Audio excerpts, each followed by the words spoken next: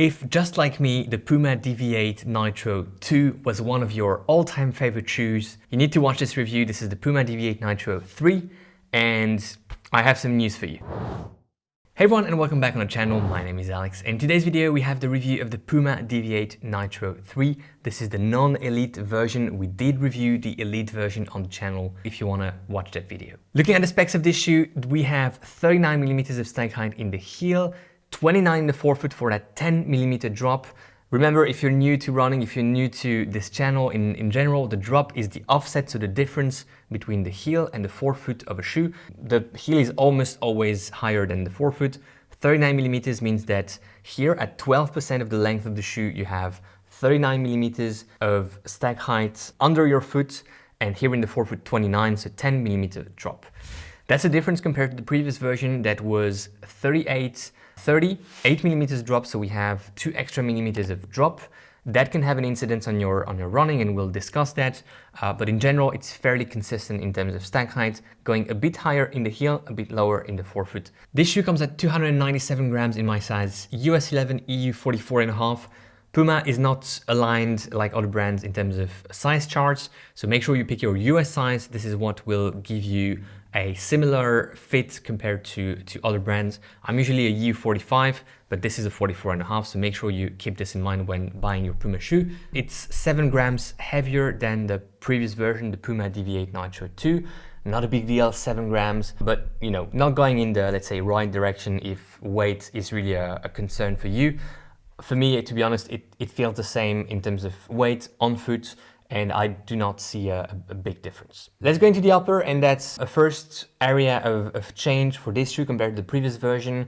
Let's address first the similarities. The fit is always that true to size fit. It's a better fit compared to the elite version. It runs more true to size. I have that, thumb in the forefoot, a bit less than a thumb, which is really perfect for me, especially if I have some swelling in my feet. For longer runs, this shoe has enough volume for them to expand and to use that volume without feeling too constrained, so quite nice. The wrap of the upper is very comfortable, very welcoming, very cozy, almost one could say. Small additions and changes compared to the previous versions. You have those extra eyelets right here that act as an extra layer of help to get a better midfoot lockdown, and it's a very good midfoot lockdown, I must say. You also have a slightly different tongue. The tongue of the Deviate 2 was already really good, and this is similar to that, a very good tongue. Nicely padded here around the center of that tongue. The last major change in the upper is that heel clip that you can see right here. Therefore, the heel counter is a bit more stout, less pliable. I will just take V2 right here for a second, and as you can see, the heel counter is a bit more pliable. It's on the thicker side of things in terms of material. I think that's an area where PUMA could really improve in the future. Having something a bit more breathable, a bit more lightweight would help that upper, making it a bit more streamlined, but nevertheless, good upper, good fit, nothing to complain about.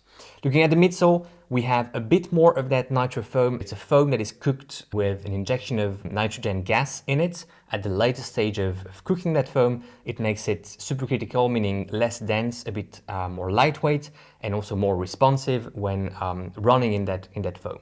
In this specific case, I am not sure if it's based on TPE or if it's based on that ATPU like on the elite version. Nevertheless, the sensations are really good with that foam.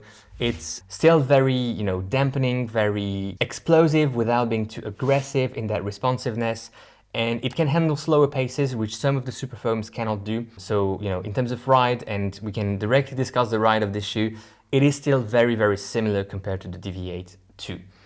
The key differences, I would say, and that's speaking to you out there, fans of the PUMA Deviate 2, is that it feels a bit more dense underfoot. I would say that it has a bit less flexibility in the forefoot. That's maybe due to a different setup, a different plate, possibly. A bit less flexible in the forefoot, but overall it retains the same properties. Very good dampening, energy return without having any aggressiveness, any wildness in that energy return. A shoe that again can handle all sorts of paces, from easier paces up to threshold interval pace without any issue. It is actually doing a superb job in terms of ride for both heel strikers and forefoot strikers.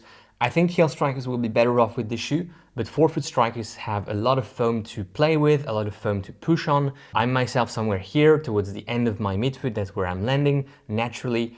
And this shoe really provides me with a very comfortable landing and a good toe off because I do have some material to push on. That plate is also helping to stabilize the forefoot and the ride overall. When it comes to the softness or firmness of this midsole, like I said, it's a bit more dense. It feels a touch firmer than the previous version, but this is exactly the type of durometer, the type of firmness that I personally enjoy. So if you've had similar tastes compared to mine in the past, this should be, again, a very good shoe for you.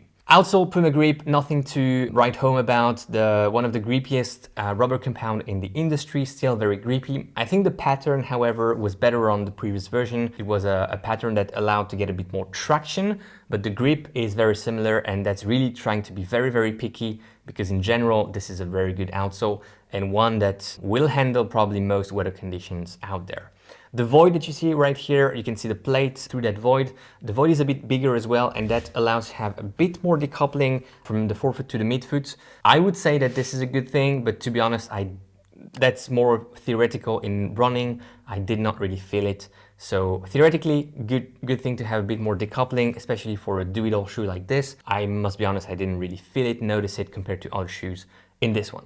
Price point, we're still at 170 euros, which is a very good thing, a very pleasant surprise to see this shoe not going up in price point. 170 euros for a do-it-all shoe like this is really a good price point. I do recommend you to try this shoe out because it's one of my favorites. The previous version was already in my top shoes. This is still in my top shoes. As a good example, I went away for a weekend with friends a few days ago, and I could take only one pair of shoes with me. I took this one, I ran every day with this shoe, and I did pretty much everything I had to do in my training regimen with this shoe during the weekend. It's, in my opinion, a very good, almost excellent shoe. I recommend you to try it out. Thanks a lot for watching. Enjoy your run today, enjoy your ride. Go beyond your limits, and let's link right here to the review of the previous version, the PUMA Deviate Nitro 2, if you want to remember how crazy good it was as well.